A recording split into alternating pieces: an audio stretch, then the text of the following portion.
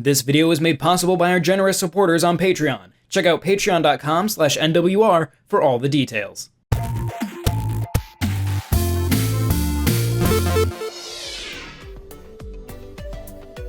I grew up playing the first two Super Monkey Ball games on GameCube, and I still hold them in high regard to this day. There aren't many platforming games that put a heavy emphasis on the player's own momentum, and having to carefully manage the speed and angle of my character's motion is a deeply satisfying challenge. Despite this, I never kept up with the series' later titles until 2021's Banana Mania remade the original two classics I'd grown up with.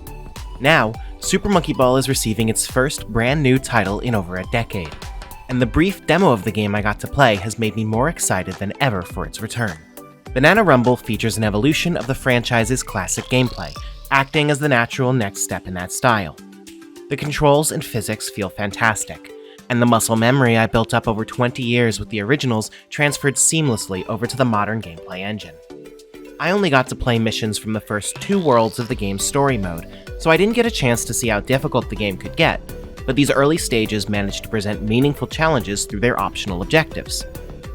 Each stage in Banana Rumble has 3 optional objectives: one for completing the stage quickly, one for collecting every banana, and one for collecting the special golden banana.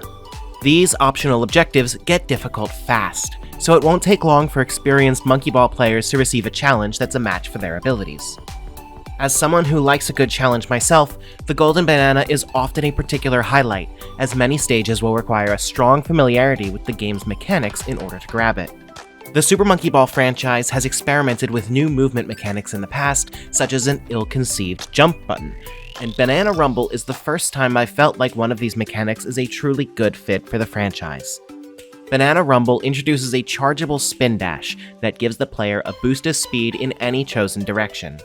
In the opening stages I played, there were very few times that the spin dash was required, but I could immediately see the potential it had for advanced play such as speedrunning.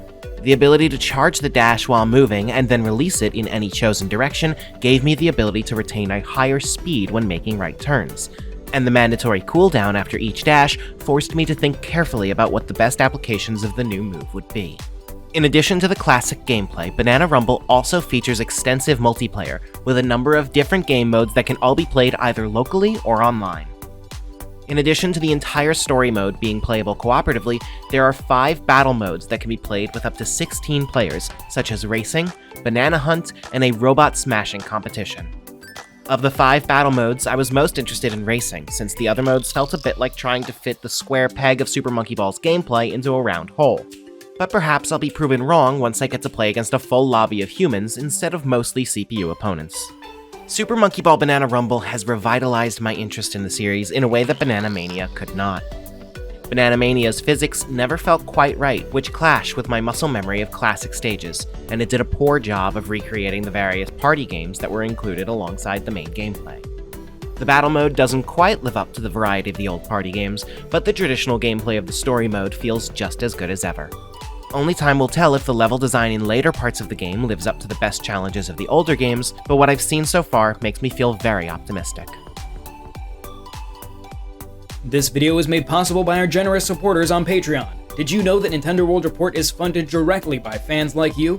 When you support Nintendo World Report on Patreon, you get immediate access to multiple exclusive podcasts every month, exclusive Discord channels, an early look at select content, and more, all for as little as $1 a month. Check out patreon.com/NWR for all the details.